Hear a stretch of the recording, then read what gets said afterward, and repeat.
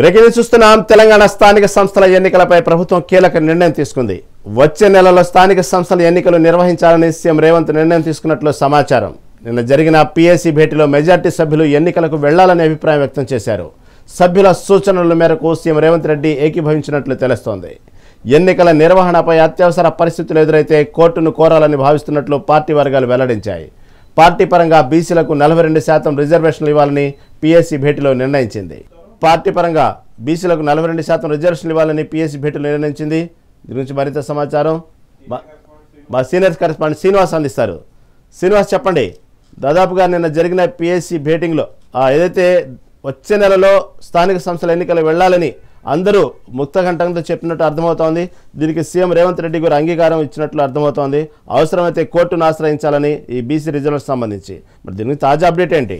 నిన్న గాంధీభవన్లో జరిగినటువంటి పీఏసీ సమావేశంలో కీలక అంశాలపై కూడా చర్చ జరిగిందని చెప్పొచ్చు. ప్రధానంగా స్థానిక సంస్థల ఎన్నికలకు సంబంధించిన విషయంలో ఖచ్చితంగా వచ్చే నెలలో స్థానిక సంస్థల ఎన్నికలు నిర్వహించి తీరాలని కూడా సీఎం రేవంత్ రెడ్డి అభిప్రాయానికి వచ్చారు. అయితే ఈ నేపథ్యంలో కూడా దానికి సంబంధించిన మెజార్టీ నేతలు కూడా స్థానిక సంస్థల ఎన్నికలు నిర్వహిస్తేనే మంచిది అంటూ కూడా ఇప్పటికే స్పష్టం చేసిన నేపథ్యంలో కూడా వచ్చే నెల స్థానిక సంస్థల ఎన్నికలు నిర్వహించడానికి సుముఖంగా సీఎం రేవంత్ రెడ్డి ఉన్నట్టు తెలుస్తుంది. అయితే ఈ పీఏసీ సమావేశంలో కూడా మెజార్టీ సభ్యుల అభిప్రాయం కూడా అదే విధంగా ఉందని చెప్పొచ్చు.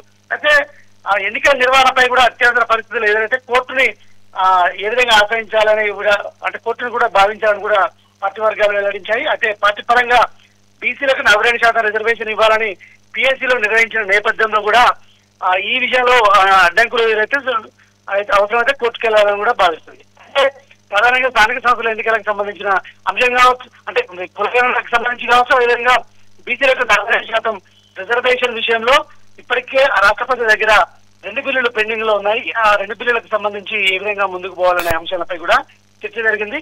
ఇంకొక వైపు ఏదైతే ఈ స్థానిక సంస్థల ఎన్నికలకు సంబంధించి ఒక కమిటీ కూడా సీఎం రేవంత్ రెడ్డి వేశారు. ఈ కమిటీలో 4 మంత్రులు ఏదైతే ఉత్తమ్ కుమార్ రెడ్డి, బట్ట విక్రమార్క, పొన్నం ప్రభాకర్, సీతక్కలతో కూడిన కమిటీని వేసి కమిటీ ఈ నెల 26 వరకు ఒక నివేదిక ఇవ్వాలని కూడా సీఎం రేవంత్ రెడ్డి చెప్పారు. ఈ నేపథ్యంలో కూడా ఆ కమిటీ స్థానిక సంస్థల ఎన్నికలకు సంబంధించిన అంశంలో కూడా ఆ కమిటీ ఒక నివేదికను కూడా ఇస్తుంది. పార్టీ పరంగా అంటే పార్టీలో మెజారిటీ అభిప్రాయాలు తీసుకోవాలని ఉద్దేశించడం కూడా ఈ కమిటీ ఏర్పాటైందని చెప్పాలి.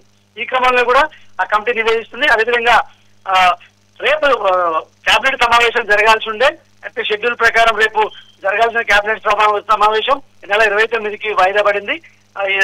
ఈ అంశంలో ఈ కమిటీ నివేదిక వచ్చాకనే కేబినెట్ లో నిర్ణయించి కేబినెట్ లో ఒక ఫైనల్ డిసిషన్ తీసుకునే ప్రభుత్వ పరంగా స్థానిక సంస్థలకు ఎన్నికలకు సంబంధించి ఫైనల్ డిసిషన్ తీసుకునే అవకాశం అయితే ఉంది.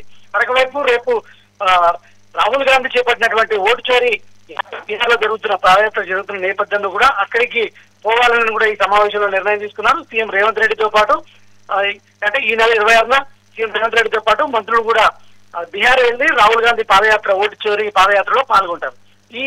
ఈ నిర్ణయం కూడా తీసుకున్నారు. మరోవైపు పెండింగ్ లో ఉన్నటువంటి పదవులు, పార్టీ పదవులు కావచ్చు, అదేవిధంగా ప్రభుత్వ పదవులకు కార్పొరేషన్లు పదవులకు సంబంధించిన అంశాలపై కూడా ప్రధానంగా చర్చ జరిగింది.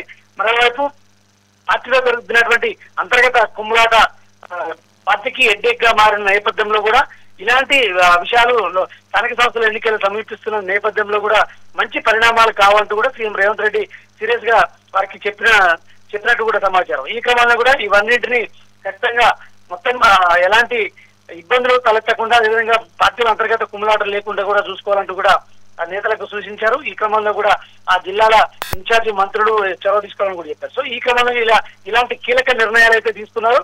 మరోవైపు రేపు ఈ రోజు జరుగుతున్నటువంటి 2వ విడత జనహిత పాదయాత్రకు సంబంధించిన విషయాలపై కూడా చర్చించారు. పాదయాత్రలో ప్రజల నుండి వచ్చే ఫిర్యాదులను తీసుకొని వెంటనే కూడా ఆ ఫిర్యాదుల్ని అంటే ప్రజలు కావచ్చు, కార్యకర్తలు కావచ్చు, వాళ్ళ ఫిర్యాదులు తీసుకొని వెంటనే పరిష్కారం చూసే విధంగా కూడా చొరవ తీసుకోవాలంటూ కూడా రేవంత్ రెడ్డి సూచించారు.